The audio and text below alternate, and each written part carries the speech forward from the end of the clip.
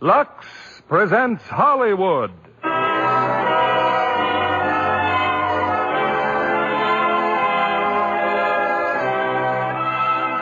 Lever Brothers Company, the makers of Lux Flakes, bring you the Lux Radio Theater, starring Maureen O'Hara, John Payne, and Edmund Gwenn in Miracle on 34th Street. Ladies and gentlemen, your producer, Mr. William Keighley.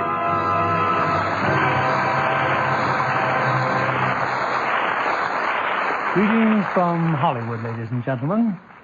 Our Christmas present to you is the new Christmas classic of our time, Miracle on 34th Street. It's wrapped in a gay covering of laughter, tied with a bright ribbon of good humor, and decorated with the 3 sparkling stars of the 20th Century Fox picture, Maureen O'Hara, John Payne, and Edmund Gwenn. This is a wonderful story for the whole family, and perhaps some families may be gathered around a Christmas tree as they listen. Others will be putting up this happy sign of the season in a few days with lights and ornaments and the shining snow that can be made with Lux Flakes. Later, we'll tell you how to do this trick with Lux. But right now, it's curtain time for the play that proves there's a Santa Claus. Miracle on 34th Street, starring Maureen O'Hara as Doris, John Payne as Fred, and Edmund Gwenn in his Academy Award-winning performance as Kris Kringle.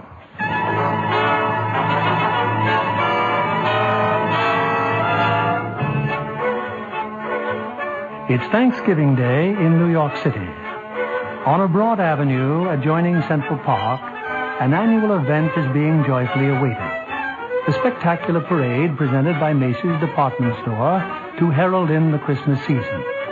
Away from the crowd are 2 of Macy's public relations experts. He's simply wonderful, Mrs. Walker. Just look at him on that float. The most realistic Santa Claus we've ever had. Why, he didn't even need any padding, did he? Padding? Why, didn't you notice his tummy? So round, so firm, so fully packed.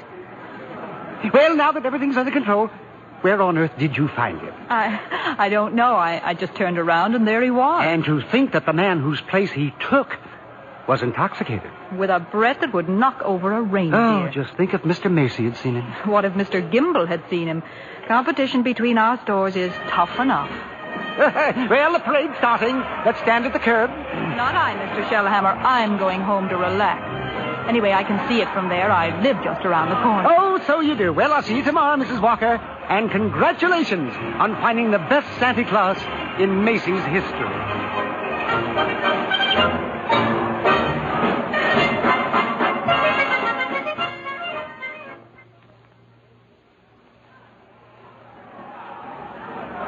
Certainly is a wonderful parade, Susan. Just look at that clown. Gosh, what a giant. Giant, Mr. Gailey? There are no such things as giants. Well, not now, maybe, but in olden days there's... Really, Mr. Gailey? And you a lawyer. Well, what about the giant that Jack killed? You know, Jack and the Beanstalk? Everybody knows that's a fairy tale. And I agree with my mother. Fairy tales are silly. Come in. Good afternoon. Mother, my name's Nancy. Oh, hello, Mother. I'm watching the parade. Mr. Gailey invited me. Hello, darling. Susie's told me quite a lot about you, Mrs. Walker. She told me quite a lot about you, too. The man in the front apartment. Well, this is all part of a plot, Mrs. Walker. I'm very fond of Susie, but I also wanted to meet you. At least you're frank. There goes Santa Claus. Oh, don't even mention the name. Why not, Mother? Well, that Santa Claus you see is a last-minute substitute. But why? Oh, remember the way the janitor was last New Year's? Oh, my. Tight as an owl. I see Susan doesn't believe in Santa Claus either. That's right, she never has. Well, that's the end of the parade. Mother, I've been thinking. It's Thanksgiving, and there are only 2 of us. Couldn't we invite Mr. Gailey? Well, Oh, please don't bother. I'll just have a sandwich or something. But we have such a big turkey. Please, Mother, please. Well, I... Did I ask all right, Mr. Gailey? Susie, shh. You asked fine, Susan. Dinner's at 3, Mr. Gailey.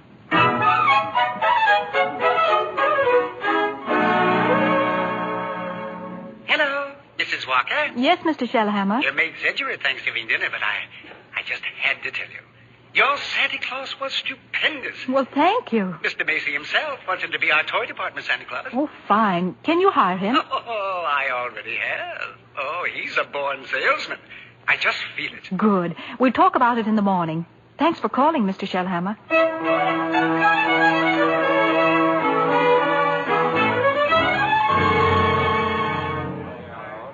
Here he is, Mr. Shellhammer. Here's Santa Claus. Oh, thank you, Alfred. Thank you. Good morning, Santa Claus. Good morning. Now, before you go to the toy department, here's a list of toys that we have to push. Huh? You know, things we're overstocked on. Now, you'll find that a great many children will be undecided as to what they want for Christmas. And when that happens, you immediately suggest one of these items. Do you understand?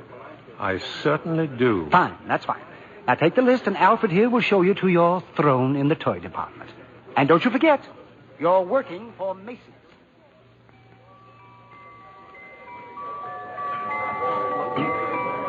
Are you really Santa Claus? Why, of course I am. What do you want for Christmas, little boy? I want a fire engine with a real hose that squirts real wet water, and I won't do it in the house. I'll only do it in the backyard, I promise. And I promise you'll get your fire engine. You see, Mama, I told you you'd get me one. That's fine. That's just dandy. You wait here, Mortimer. Mama wants to thank Santa Claus, too.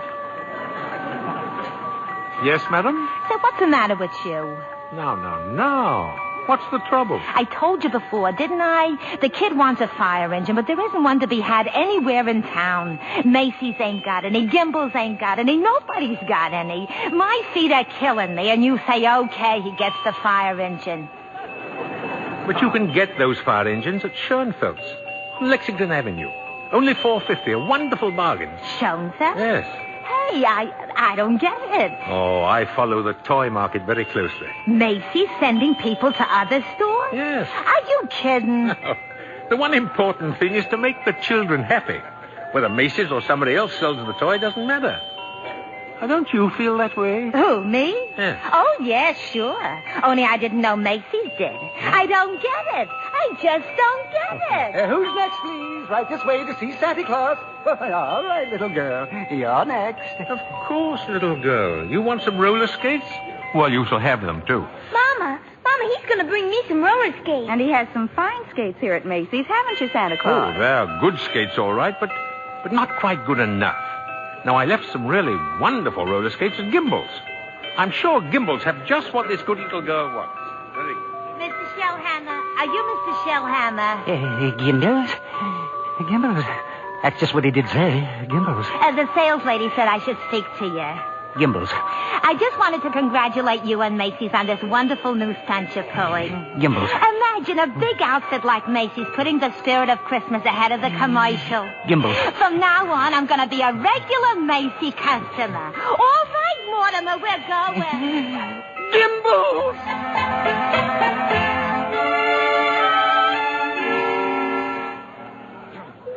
And there's the toy department over there, Mr. Gailey. You certainly know all about Macy's store, don't you, Susan? Well, that's because my mother works here. But I still think it's silly bringing me here to see Santa Claus. Well, I just feel that when you talk to him, you might... Okay, Mr. Gailey. I'm certainly willing to try.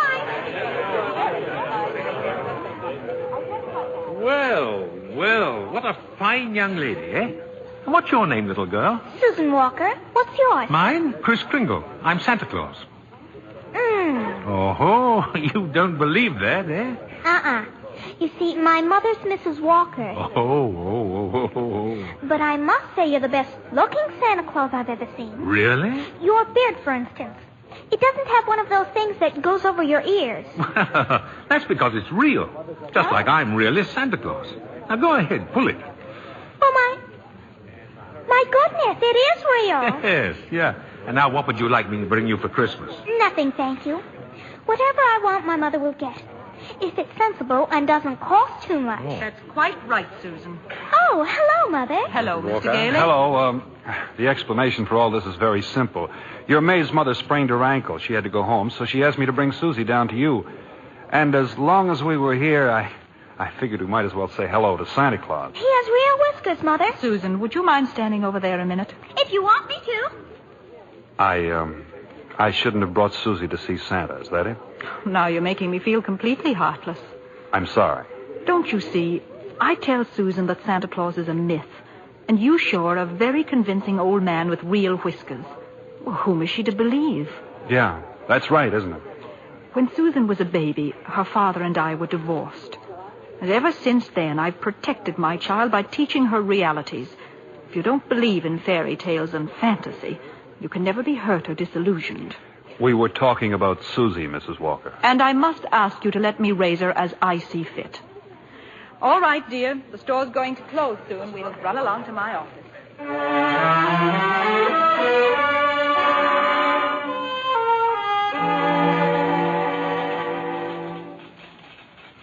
Alfred said you wanted to see me, Mrs. Walker. Oh, yes. Come in. I'd be grateful if you'll please tell Susan that you're not really Santa Claus, that there actually is no such person. Oh, but Mrs. Walker, not only is there such a person, but here I am to prove it. No. You misunderstand. I want you to tell her the truth. Now, what's your real name? Kris Kringle, and I always tell the truth. Susan, I'll bet you're in the first grade. Second grade. I mean your real name. Well, that is my real name. My goodness, the second grade? Very well. I have your employment card right here. I'd look it up on that. That's a very cute dress you have on, Susan. It's from Macy's. We get 10% off. Oh. So, you always tell the truth, do you? Mm-hmm. Look at your employment card. Name, Kris Kringle. Address, Brooks Memorial Home, Great Neck, Long Island. You may call the home if you'd care to confirm that, Mrs. Walker. It's a home for elderly gentlemen. Would you also like me to confirm this? What's that? Date of birth. As old as my tongue and a little bit older than my teeth. Place of birth. North Pole. Now, really. Why, I believe you doubt me, Mrs. Walker. And this tops everything. Next of kin. Oh, that. Dasher, Dancer, Prancer, and Vixen. I'm sorry to have to do this, Mr. Kringle? But the Santa Claus that we had 2 years ago is back in town, and I feel that we owe it to him to... What, have I done something wrong? No. It's just that we feel... Oh, excuse me. Hello? This is Mr. Shellhammer, Mrs. Walker. Drop whatever you're doing. Mr. Macy wants to see us immediately. Oh, I'll be right up. I'm afraid I'll have to be very abrupt with you. I have to see Mr. Macy. You'll be paid for the full week, Mr. Kringle, and I'll send your check to that address. Come right in, Mrs. Walker. Mr. Shellhammer. Thank you, Mr. Macy. Now, about this new policy you two initiated. Macy's Santa Claus sending customers to Gimbel's. Well, I can explain everything, Mr. Macy. You don't have to explain a thing. Just look at my desk. 42 telegrams and over 500 phone calls. Grateful parents expressing undying gratitude to Macy's department store. Why, you don't say. From now on, not only will our Santa Claus continue in this manner, but every salesperson in the entire store. You mean that if we haven't got what the customer asks for, we're to send him where he can get it. No high-pressuring and forcing a customer to take something he doesn't really want. I think that's wonderful, Mr. Macy. Why, we'll be known as the helpful store, the friendly store. The store that places public service ahead of profits. And consequently, we will make more profits than ever. As for you, Mrs. Walker and Mr. Shellhammer, you'll find a more practical expression of my gratitude in your Christmas envelope. Oh, thank you. Thank you. Yes. And tell that wonderful Santa Claus I won't forget him either. As a matter of fact, I'll tell him myself in the morning. Yes, indeed, Mr. Macy. Good night. Good night. Good night, Mr. Macy. And thank you again, sir. Oh, imagine a bonus. Yes. Well, what's the matter with you? Mr. Shellhammer, I just fired him. Who? Santa Claus. No, you couldn't have. But I did. He's crazy, Mr. Shellhammer. He really thinks he is Santa Claus. I don't care if he thinks he's the Easter Bunny. Find him.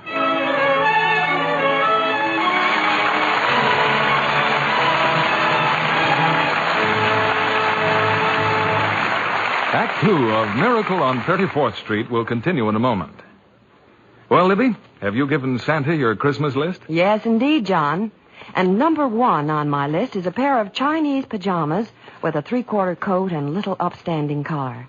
Just like the ones Marta Torin wears in Rogue's Regiment. Perhaps you'd better have the wardrobe mistress at Universal International show Santa what you mean. Well, I'm sure Dick Powell or Stephen McNally could give him a good description. They found Marta very glamorous in this modern story of the French Foreign Legion. And what a villain Vincent Price is in Rogue's Regiment. Mm-hmm. I was on the edge of my seat through the whole picture. And you talk about a pair of pajamas. Well, they were very special. Marta liked them so well, she had 4 pairs made for her personal wardrobe. And she was delighted when they told her she could lux them. That's about the easiest care in the world.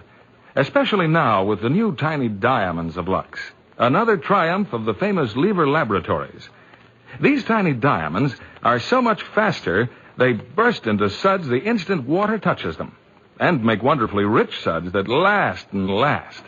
Don't colors look marvelous when they're luxed? So fresh and new. No wonder smart girls say they won't risk wrong washing methods. Tests prove that with gentle care with Lux Flakes really makes a difference. Lux slips and nighties stayed new looking 3 times as long. And that's just like getting 3 pretty slips for the price of 1. A really thoughtful Santa would put a box of Lux Flakes in every lingerie gift next Friday night. Here's our producer, Mr. William Keeley. Act 2 of Miracle on 34th Street, starring Maureen O'Hara as Doris, John Payne as Fred, and Edmund Gwen as Kris Kringle.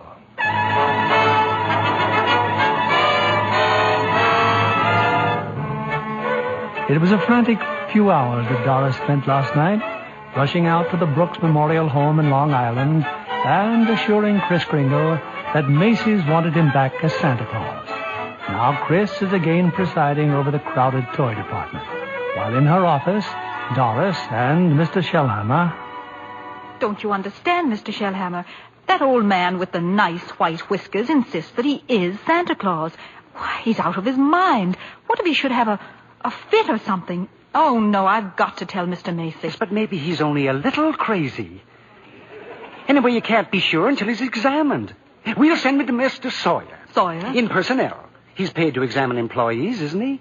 And now, by the way, what do you think of this? What is it? A full-page ad Macy's is running in tomorrow's newspapers. Macy's is running it. But it's all about the other stores, Gimbel's and Saks. I know. Mr. Macy's idea to help our customers find what they want.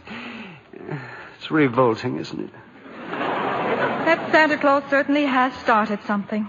Oh, well, I'll get a hold of him in his lunch hour and send him up to Mr. Sawyer.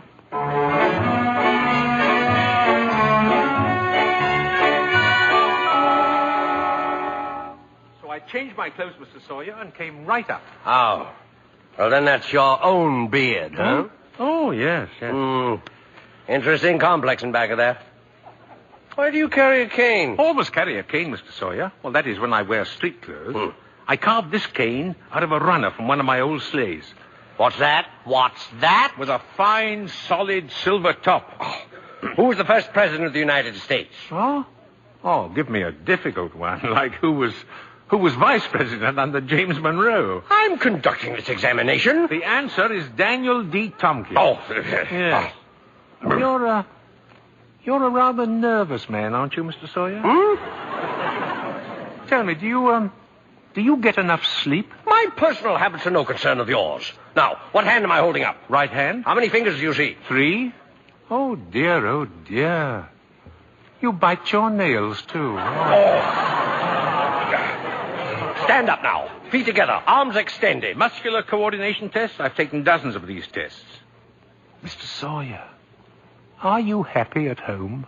What? That will be all, Mr. Kringle. The examination is over. Thank you. Yeah, and it may interest you to know I've been happily married for 22 years. Very happily married. Delighted to hear it. Goodbye, Mr. Sawyer. Miss Prawn. Yes, sir. Get Mrs. Walker on the phone. Yes, sir. But your wife, Mr. Sawyer, she's called 4 times already. Well, you tell my big fat wife to shut up and mind her own business. Here's Mrs. Walker, sir. All right. Hello. Oh, I was just going to call you, Mr. Sawyer. Oh? There's a Dr. Pierce stopping by this afternoon at 3. Who's Dr. Pierce? He's the physician at the Brooks home. I thought we might discuss Mr. Kringle's case with him. Well, there's hardly any point in discussing it, Mrs. Walker. Obviously, the old man should be discharged.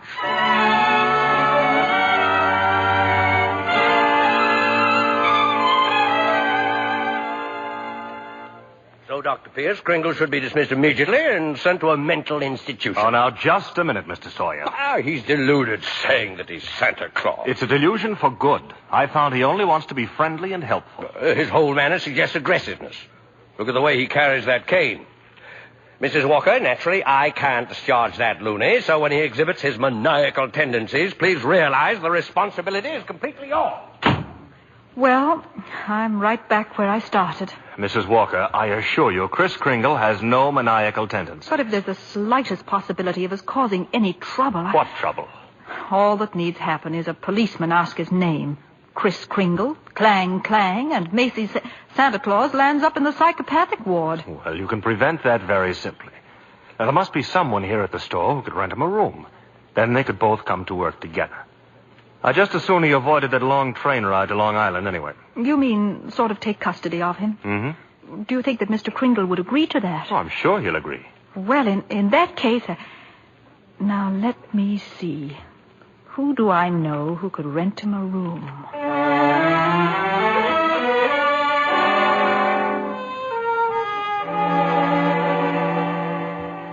I'm glad you're going to have dinner with us, Mr. Kringle. Oh, thank you, Susan. I'm also very glad you're going to live next door with Mr. Gailey. Oh? Why? Because you're nice to talk to. Oh. I say, what a fine young man that Mr. Gailey is, eh? Just think, allowing me to share his apartment. A mere stranger. He did it because Mother hinted to him. Oh, well, anyway, I'm very grateful. Shall I tell you what I did in school today? By all means. Any games? Yes. And a very silly game, too. Oh? They played zoo, and each child was supposed to be an animal. Oh, but Susan, they were just pretending. But that's what makes the game so silly. Oh. Well, of course, in order to play games, you need imagination. Oh, that's when you see things, but they're not really there, huh? Oh, yes. Yes, but, you know, to me, imagination is a place all by itself. Now, you've heard of the French nation. Mm-hmm. And the British nation. Yes. Well, this is the imagination. A very interesting place, too. Now, how would you like to be able to make snowballs in summertime, eh? What? Or be the Statue of Liberty in the morning, and in the afternoon, fly south with a flock of geese? Well, I'm quite sure I'd like it, but... Oh, it's very simple. Very. Well, anyway, look here. The next time they play zoo, you can be a monkey. But I don't know how to be a monkey. Don't you? Oh, I'll show you. Now, first, you bend over a little, like this, see? Now, let your arms hang loose, see? Like this? Yes, that's fine, fine. Now, put your hand over here and start scratching, see?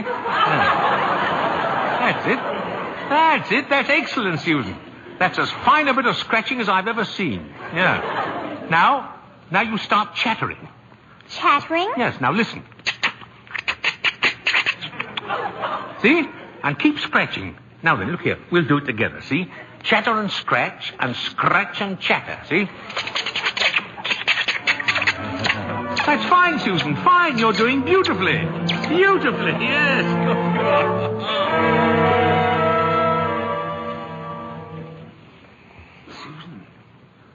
Susan, are you still awake? Uh-huh. I've just come in to say good night, Susan, that's all. Now, look here, about Christmas. There must be something you'd like for Christmas. Well, I've certainly thought about something, Mr. Kringle. You have? Well, what is it, eh? Tell me. It's right here on the night table, see? Oh? I tore this page out of a magazine. It's a picture of a house. Oh, that's what you want, is it? A doll's house. Colonial architecture. Oh, not a doll's house, a real house. A real house? Yes. And if you're really Santa Claus, you can get it for me. Now, wait a minute, Susie. What could you possibly do with a big house? Live in it with my mother. And a backyard with a big tree to put a swing on, and a garden, and a... Oh, well, why even discuss it? Susie, could I keep this picture? Just in case? I guess so. Thank you, dear. Thank you. Well, Mr. Gailey's waiting for me. Good night, monkey. Good night, Mr. Kringle.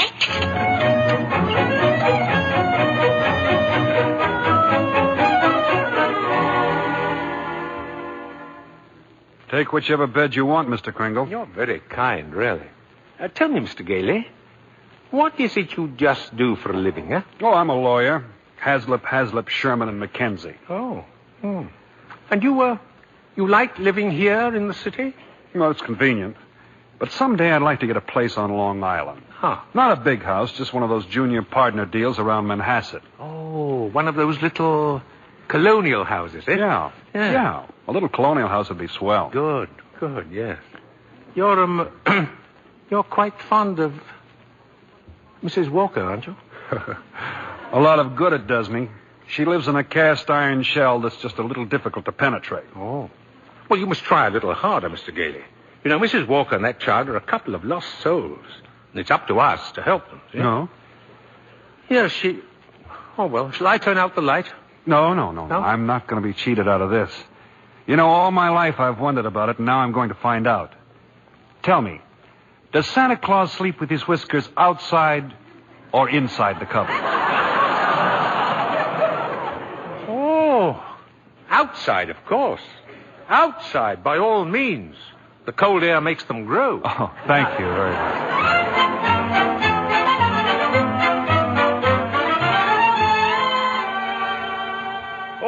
Come in, Mrs. Walker. Come in. Thank you, Mr. Macy. I've just heard something very exciting. You have? Well, let me tell you something very exciting. Our policy of being kind to customers has tripled our sales. Now, what do you think of that? That's wonderful, Mr. Macy. And Gimbels thinks it's wonderful, too. Gimbels? Gimbels are adopting the same policy. Well, is that so? And it gives me an idea. As long as Gimbels are doing the same thing, why not some pictures for the newspapers? Pictures? Yes. You and Mr. Gimble shaking hands. Shaking hands? R.H. Macy and Gimble? Well, yes.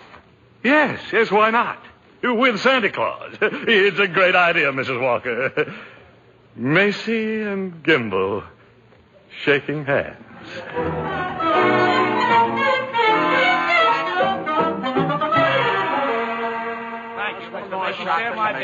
Oh, that's enough pictures, gentlemen. Thank you. Thank you very much. Well, Mr. Gimble? Come on, R.H. Now we'll go over to my store and get some really good pictures. Oh, just a minute. I have something here for Santa Claus. Here you are, Mr. Kringle. A check in appreciation of all you've done. Mr. Macy, why, that's most kind of you. I didn't think you were that generous, R.H. That's quite a check. What are you going to do with it, Mr. Kringle? Well, I have a friend, a Dr. Pierce. He needs a new X-ray machine. You buy the machine through the store.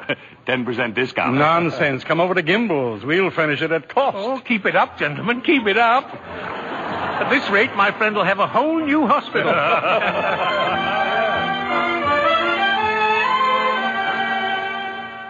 How did the pictures turn out, Mr. Kringle? Oh, fine, Alfred, fine. How about a game of checkers during lunch, eh? Oh, not today, Chris. I don't feel so good. Oh? What's the matter, Alfred? Oh, nothing much. You remember I was telling you how I like to play Santa Claus over at the Y and give out packages to the kids? Yeah? Well, I was telling Mr. Sawyer about it, and he says that's very bad. That psychologically it's all wrong. Wrong? To be nice to children? Well, he says guys who play Santa Claus do it because when they was young they must have done something bad. Now they do something they think is good to make up for it, see? Oh. It's what he calls a guilt complex. Alfred, what else has he found wrong with you? Oh, nothing much. Just that I hate my father. I didn't know it, but he says I do. Excuse me. Hey, ain't you going to have lunch? Later. Right now, I have an appointment with Mr. Sawyer.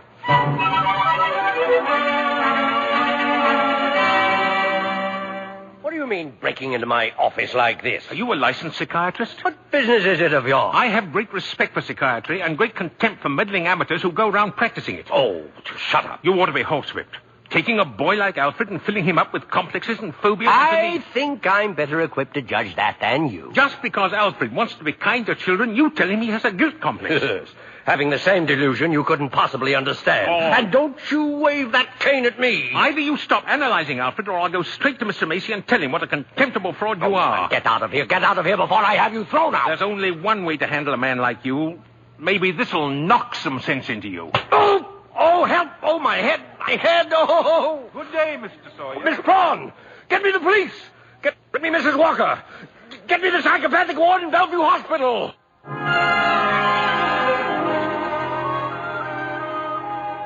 You can see Mr. Kringle now, Mr. Gailey. Thank you, nurse. Hello, Chris. Hello, Fred. Chris, I've been speaking to the doctors. They said they've given you some tests. Oh, yes. Same old tests. Except this time you failed to pass them. Chris, you deliberately failed. Why? Why? Well, because I had great hopes, Fred. I had a feeling Mrs. Walker was beginning to believe in me, and now I discover she was only humoring me all the time. But this wasn't Doris's idea at all. Mr. Sawyer had you sent up here before she even knew about it. But why didn't she come to me and explain things? Because she didn't want to hurt you. Oh, well, it's not just Mrs. Walker. Well, now, take Mr. Sawyer. He's contemptible, dishonest, deceitful, yet he's out there and I'm in here. Well, if that's normal, I don't want it. But you can't just think of yourself, Chris. What happens to you matters to a lot of other people.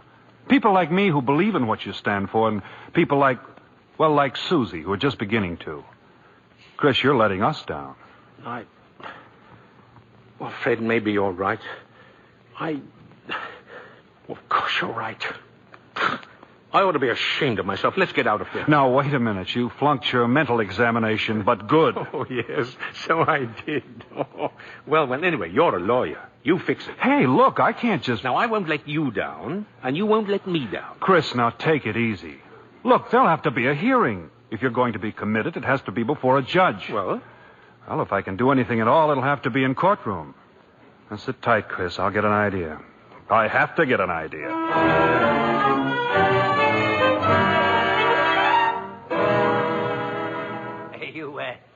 Sent for me, Mr. Macy? I certainly did, Mr. Sawyer. I brought my family to the toy department to see our Santa Claus, and our Santa Claus isn't there. He's in Bellevue. Yes, Mr. Macy. Because he's a lunatic. Yes, sir, a lunatic. Lunatic, my foot. Now, you listen to me, Sawyer. You get that case dropped right away, or you'll have another lump to match the one he gave you. But it's out of my hands. Mr. Kringle goes to court in the morning. Well, just see that he's back in the toy department by afternoon. Now get out of here.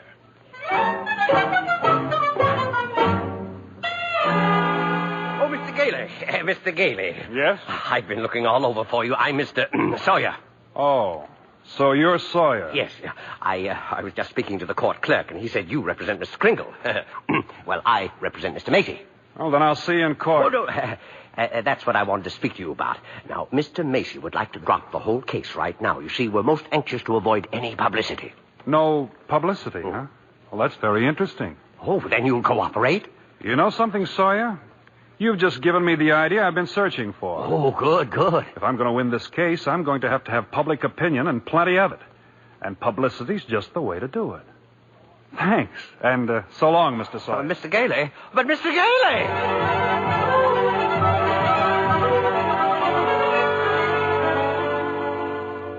Look at these newspapers, Chris. Here. Evening Dispatch. Doctors doubt sanity of Santa who launched Goodwill campaign. Oh, my. Daily Bulletin. Macy's Santa Claus to have lunacy hearing. Oh. What's this one? The New York Express. Is Chris Kringle crazy? Court case coming. Kiddies cry calamity. You've driven the United Nations clear back to page 5. Well, get a good night's sleep, Chris. We go before Judge Harper at 10 tomorrow morning. We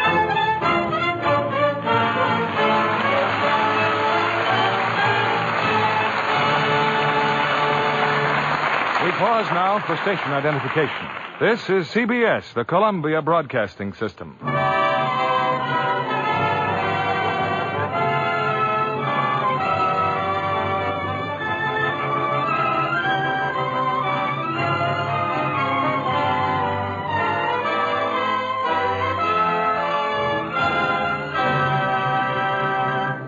Our stars will return with Act 3 of Miracle on 34th Street in a moment. When a new player signs a contract with 20th Century Fox, she soon gets well acquainted with Miss Helena Sorrell, head dramatic coach. Helena, Do you like to watch your pupils perform in the picture? Oh, of course, John, because I take a personal interest in them. I'm especially proud of Betty Grable in her new picture, When My Baby Smiles at Me. Betty's become a really fine dramatic actress. She certainly has. She and Dan Daly are magnificent as a couple of vaudeville hoofers. And Betty's costumes in When My Baby Smiles at Me gave me a thrill. And I was amazed how many things the wardrobe department washed with Lux Flakes. It reminded me of my theatrical days when I was on the road and lived in a couple of trunks. A box of Lux Flakes in each? That's absolutely true, John. I was never without it, in my hotel or at the theater. Well, then you've probably discovered that the new tiny diamonds of Lux are more wonderful than ever. They're so much faster and richer. Do more for you, too. They remove soil which other types of suds can't. Leave things cleaner, fresher. And Lux Flakes keep colors lovely. You're right there. That's why it's foolish to risk wrong washing methods that may fade colors. Actual tests show that with gentle Lux Flakes care, colors stay lovely up to 3 times as long. That's a good tip for girls who get nice blouses and sweaters for Christmas. Right you are. And thank you for coming tonight, Helena Sorrell. We return you now to William Keighley. The curtain rises on the third act of Miracle on 34th Street, starring Maureen O'Hara as Doris, John Payne as Fred, and Edmund Gwenn as Chris.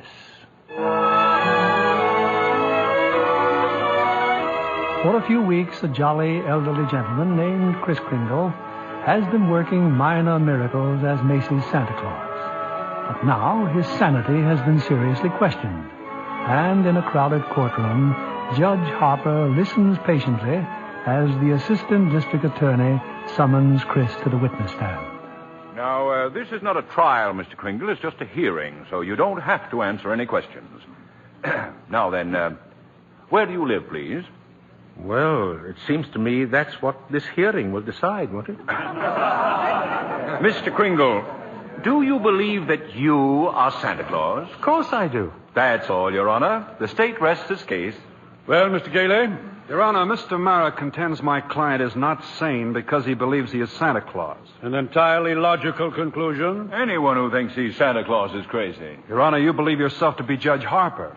Yet no one questions your sanity because you are Judge Harper, do they? Mr. Kringle is the subject of this sanity hearing, not I. Well, Your Honor, I intend to prove that Mr. Kringle is Santa Claus. Mr. Mara, I thought you said this was a cut-and-dried sanity hearing. I thought it was, Your Honor. In view of Mr. Gailey's statement, I'll have to review the entire background of this case. Court's adjourned till tomorrow morning.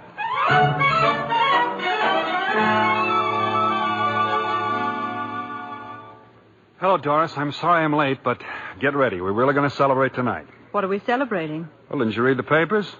Santa's mouthpiece throws bombshell in New York Supreme Court. Oh, Fred, you're not really serious about this. You can't possibly prove that Kris Kringle is Santa Claus. Well, you saw Mr. Macy and Mr. Gimble shake hands. That wasn't possible either. What does your firm have to say about it? Hayslip and Mackenzie and the rest of them. That I've jeopardized their prestige, and either I drop this impossible case or they'll drop me. You see? So I beat them to it. I quit. Fred, you threw away a career because of a sentimental whim? Well, I'll open my own office. And what kind of clients will you get? Oh, probably a lot of people like Chris who are being pushed around. That's the only fun in law anyway. Doris, look.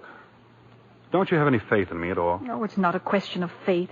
It's just common sense. But faith is believing in things when common sense tells you not to.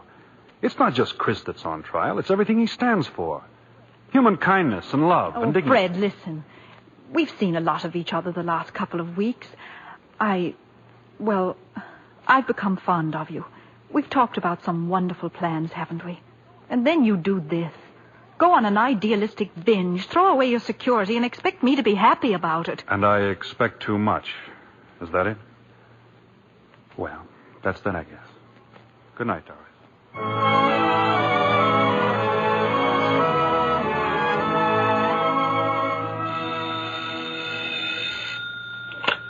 Hello. Yes, this is Mr. Mara. Well, can't it wait till tomorrow? I'm eating Who's been subpoenaed? Well, how do you think I feel about it? I'll see you tomorrow. Who's that, dear? R.H. Macy's been subpoenaed. Oh, my. Those reporters. They make me look like a sadistic monster who likes nothing better than to drown pussycats and tear wings off butterflies. Quiet, dear. Tommy's still awake. Oh, yeah. It'd just break his heart if he knew what his daddy is doing. I'm doing my job as assistant district attorney. Well, I'm not so sure, but that I agree with them. Mr. Kringle looks like a very nice old man, and I don't see why you have to keep persecuting him. I'm not persecuting him. I'm prosecuting him. I like the old man, too, but there's nothing I can do about it. You know something, Thomas? Sometimes I wish I'd married a butcher or a plumber. Well, if I lose this case, it's very possible you'll get your wish. R.H. Macy, I wonder what he's going to pull tomorrow. Proceed with the witness, Mr. Gailey. Now then, Mr. Macy, if you recognize the defendant, please tell us who he is. Why, Chris Kringle, of course. Do you believe him to be of sound mind? Sound mind? I wish I had a dozen like him. Mr. Macy, you are under oath. Do you believe that man is Santa Claus? Well, now, that's a rather delicate... Just think of those headlines tomorrow. Macy admits his Santa Claus is fraud. You keep out of this, Kimball. What did you say? Nothing, Mr. Barr. Nothing. Well, I wish you would. Is that man Santa Claus? Yes, in my opinion, he most certainly is. Your Honor, there is no such person as Santa Claus, and everybody knows it. Can you prove there isn't any? I won't even try. I'll not waste the court's time with such childish nonsense. Your Honor, the prosecution requests an immediate ruling from this court. Is there or is there not a Santa Claus? Well, now, the court will take a short recess to consider the question.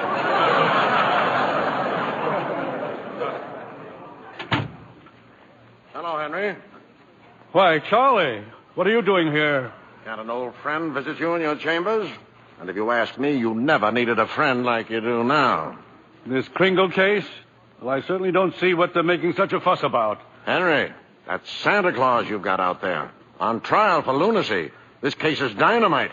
And you're coming up for re-election soon. Charlie, you know what happened last night? Martha brought the grandchildren over. They wouldn't kiss Grandpa. They wouldn't even talk to me. You see what I mean? If you rule there is no Santa Claus, you better start looking for that chicken farm right now. I'm a responsible judge. How can I seriously rule that there is a Santa Claus? Because of what happens if you don't. The kids read about it and they don't hang up their stockings. Now what happens to all the toys that are supposed to be in those stockings? Nobody buys them. The toy manufacturers have to lay off employees. By now you've got the AFL and the CIO against you. Yes, and they're going to say it with votes, see? Oh, and the department stores are going to love you, too. Yes, sir, Henry. And what about the Salvation Army? They got a Santa Claus on every street corner. They take in a lot of money to help the poor. But go ahead, Henry. You go in there and rule there isn't any Santa Claus. But if you do, you can count on getting just 2 votes, your own and that district attorney's out there. 1 vote, Charlie. He's a Republican. Oh, well, let's get this over with. The question of Santa Claus seems to be largely a matter of opinion. The tradition of American justice demands a broad and unprejudiced view of such a controversial matter. But, Your Honor... This court, therefore, intends to keep its mind open. We shall ask for evidence on either side. But the burden of proof clearly rests with my opponent. Can he produce any evidence to support his views? If Your Honor please, I can. Will Thomas Mara please take the stand? Who, me? No. Thomas Mara, Jr. I believe he and his mother are both in court today. Hi, Papa. Hi. Tommy, do you believe in Santa Claus? I sure do. Gosh, he gave me a brand new sled last year. Now, what does Santa Claus look like, Tommy? Well, there he is, sitting right over there. Your Honor, I protest. Overruled. Tell me, Tommy, why are you so sure there's a Santa Claus? Because my papa told me so, didn't you? Thank you, Tommy. You can go back to your mother now. See you later, Papa. You certainly will. Your Honor. Don't forget, Santa Claus, this year I want a football helmet. Don't worry, Tommy. You will get it. Mr. Kringle, if you don't mind. I'm sorry, sir. Your Honor, the state of New York concedes the existence of a Santa Claus. But in so conceding, we demand that Mr. Gailey stop representing and presenting personal opinion as evidence. I insist he submit authoritative proof that Mr. Kringle here is the one and only Santa Claus. Well, Mr. Gailey, are you prepared to show that Mr. Kringle is Santa Claus on the basis of unprejudiced authority? Well, sir, no, not now. I need a little time. Why not now? Tomorrow, Your Honor. Very well. Court's adjourned till tomorrow morning. Oh, brother.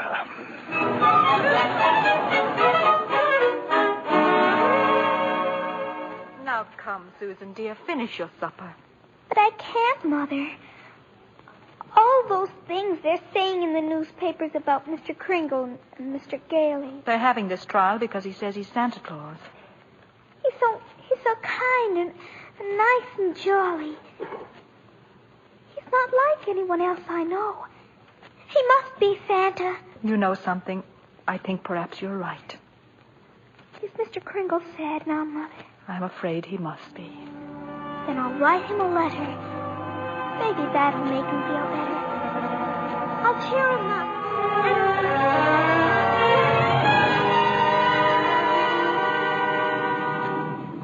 Oh, postman. Yeah, lady? Would you mind taking this letter? Oh, sure, lady. We're going straight down to the post office now. Okay, Louie, take it away.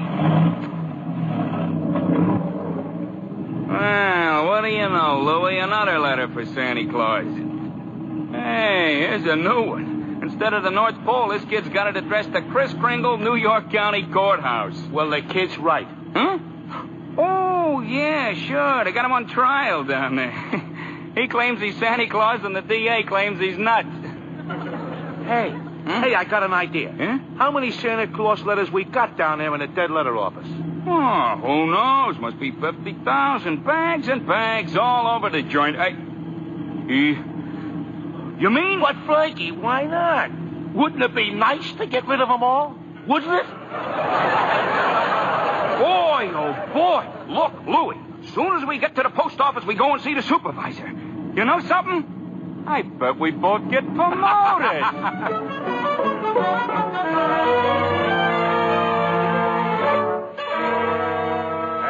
The defense has been unable to submit one shred of proof that Kris Kringle is the one and only Santa Claus, and since tonight is Christmas Eve, I ask Your Honor that this hearing be terminated without further delay. I protest. I do have evidence. 5 minutes ago, you said you didn't. During Mr. Mara's oration, the bailiff handed my client the evidence I refer to. What evidence? This letter, Your Honor. Oh, yes, Mr. Kringle? It's from Susan Walker. She believes in me. Oh, this letter means more to me than anything in the world. That letter, Your Honor, was delivered by the United States Post Office, an official agency of the federal government. The Post Office Department was one of the largest business concerns in the world. Last year, it did a gross volume of over $1 billion, and Your this year... Honor, I'm sure we're all gratified that the Post Office is getting along so well.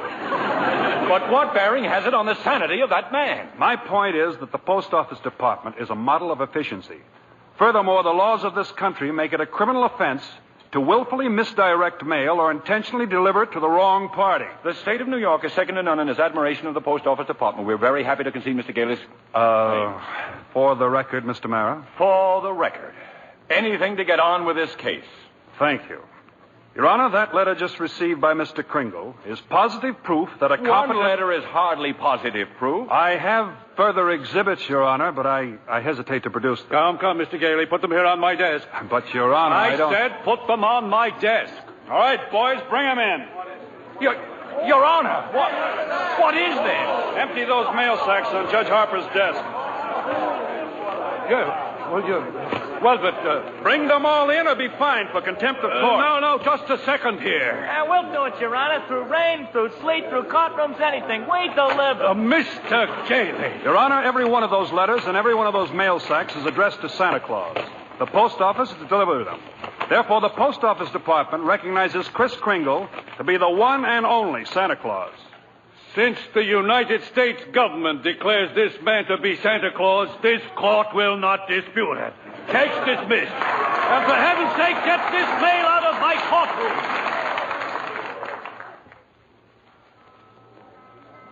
So as soon as I got out of court, I came straight to Macy's to see you, Doris. Oh, Chris, I'm so glad you won. Well, we're having a big Christmas party at the Brooks home tomorrow morning. I'd like so much to see you and Susan there. We'll be there, Chris. Oh, Chris, couldn't you come home now and have dinner with us? Now? Tonight? Me? My goodness, Doris, it's Christmas Eve.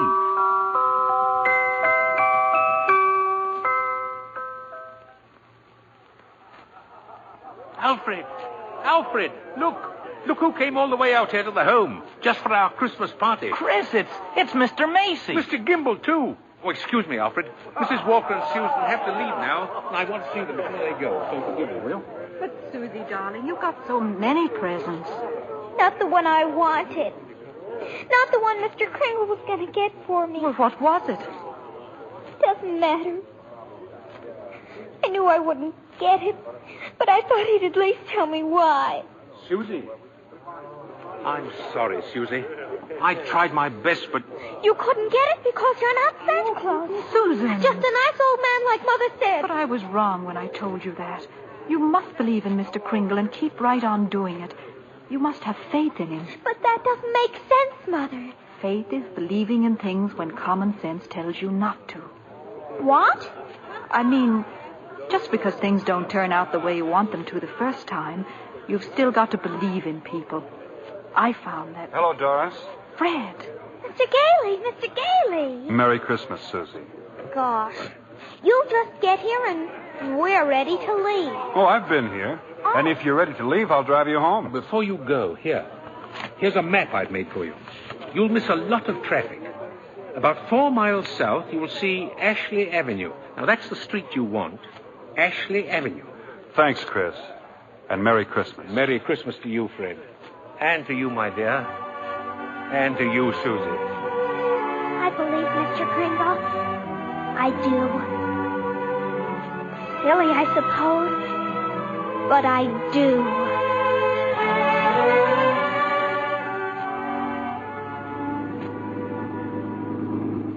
I don't understand it, Fred.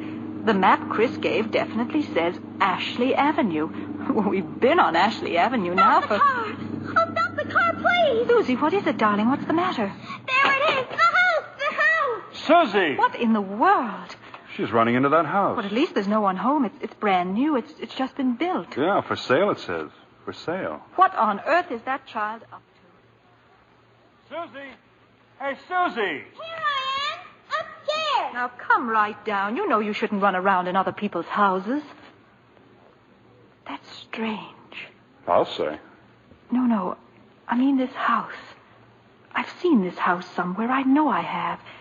Maybe in a magazine or... Mother, it's our house. It's the one I asked him for, Mr. Kringle. Mr. Kringle? I know it is. Oh, you were right, Mommy. You were right. Susie. Mommy told me that if things didn't turn out just the way you wanted them at first, you've still got to believe. And I kept believing. And you were right, Mommy. Mr. Kringle is Santa Claus. Now where are you going? In back to see if there's a swing. There is one. Oh, there is one. You told her that?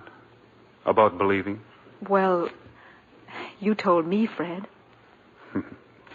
A sign outside. For sale, huh? Well, we can't let her down, can we? I never really doubted you. It was just my silly common sense. It even makes sense to believe in me now. I must be a pretty good lawyer. I take a little old man and legally prove to the world that he's Santa Claus. Now, you know that couldn't be... Fred! What's the matter? There. In the corner. By the fireplace. Oh, no. No. It can't be. It couldn't. A cane. Chris's cane. Well, there couldn't be two canes like this anywhere in the world. Silver handle and all. Hey, you know something? Maybe I didn't do such a wonderful thing after all.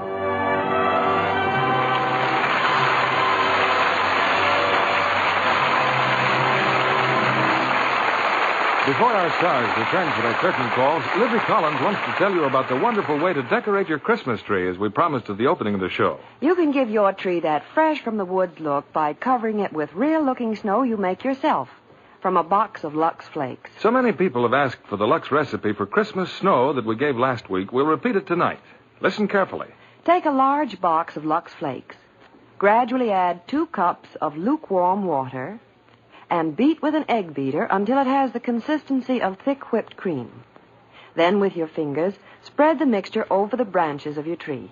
And that's all. This snowy covering dries quickly, it won't melt, and lasts as long as the tree. Ask your dealer for a copy of this Christmas snow recipe. I don't know of any other decoration that costs so little, yet does so much for your tree. It looks lovely used just with tree lights, or you can add your usual ornaments if you prefer. Try it on your mantel decorations and table arrangements, too. It gives them a very professional look. And makes the whole house look more Christmassy. Now, I'll repeat that recipe. Take a large box of Lux Flakes. Gradually add about 2 cups of lukewarm water and beat with an egg beater. While moist, spread the mixture along the branches. If you want extra glitter, shake on some shiny artificial snow before the mixture dries. Let the children help. They'll love doing it and love the snowy tree. Back now to our producer, William Keeley. Mr. Kringle's reindeer are waiting on the roof, but we've asked him to pause a moment before he leaves and come back to the footlights with Maureen O'Hara and John Payne. Ladies and gentlemen, it was a real thrill to everyone in Hollywood when Edmund Gwenn topped his entire 53 years as an actor with his great performance as Kris Kringle. Thank you. Thank you very much, Bill. Everyone connected with Miracle on 34th Street, from George Seaton, the author-director, to the prop man, helped me. They all believed in Santa Claus. How could we help it? I suppose you've got a strenuous time ahead, Chris. Yeah? Covering the entire world in one night.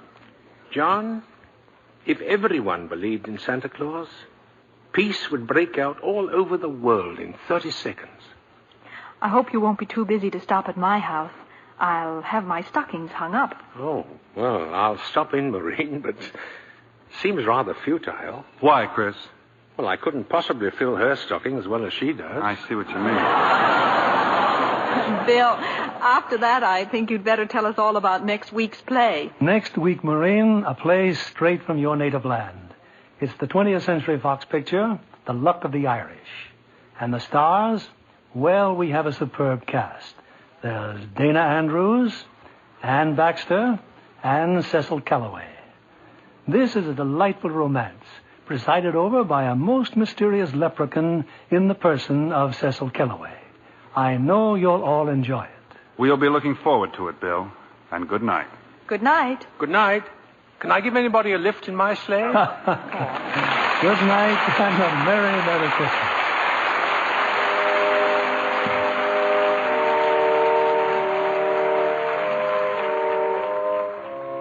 Before we meet again in this theater, the most joyful day in the year will have come and gone. There are, in our time, as in every time, a few foolish men who deride the spirit of Christmas. But in every country and in every time, they are overwhelmed by those who find in it the hope and happiness of the future, by those of us who believe in our hearts that there can be peace on this earth and goodwill among all men. On behalf of Lever Brothers Company and of us in the Lux Radio Theater, may I wish all of you the happiest of holidays.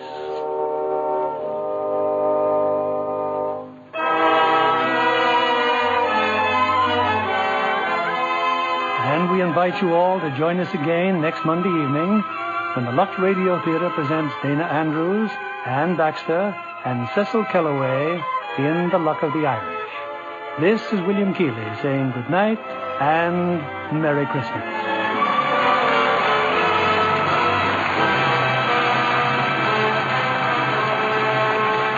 Maureen O'Hara appeared through the courtesy of 20th Century Fox, producers of The Snake Pit, starring Olivia de Havilland and Mark Stevens. Edmund Gwenn appeared by arrangement with Metro-Goldwyn-Mayer, producers of the all-star Technicolor musical Words and Music, based on the lives and music of Rodgers and Hart. John Payne will soon be seen in the Paramount picture El Paso. Be sure to listen next Monday night to the Lux Radio Theater presentation of The Luck of the Irish, starring Dana Andrews, Ann Baxter, and Cecil Kellaway. Stay tuned for My Friend Irma, which follows over these same stations. This is CBS, the Columbia Broadcasting System.